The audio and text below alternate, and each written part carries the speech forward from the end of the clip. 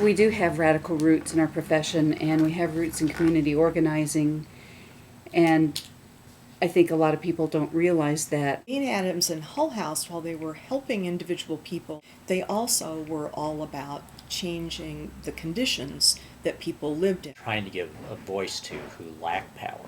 Social workers were considered handmaidens to psychiatrists, these rabble-rousers who were off in the street. Some of these activities that they may not think about first as social work are really part of a social work tradition.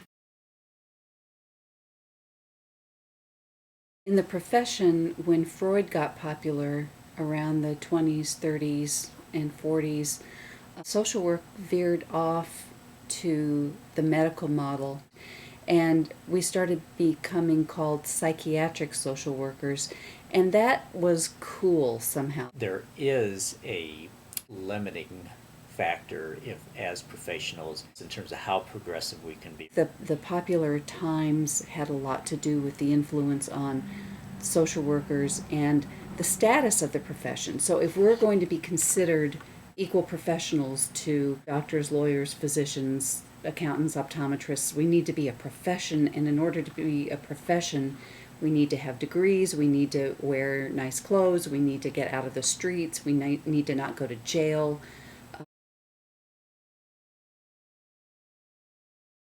What this costs social work and what it costs society, cost is very large. I see too many people who take one part of the code very seriously in the individual work that they do with clients, but don't get involved politically. There are lots of community organizers out there.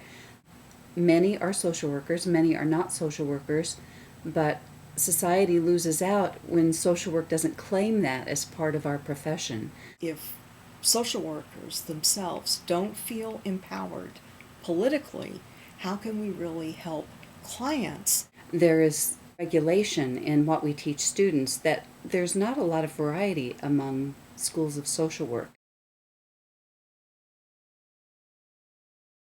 Somehow we have to help students see those historical connections and how deeply rooted social work has been across time. We have to learn to think beyond just meeting immediate needs and looking at the root causes of why people are having to come to us for help and addressing those issues as well. What I would call more macro level changes, promoting the general welfare and being an advocate. Have to move beyond just talking about the issues, but really trying to help people you're working with gain some source of power.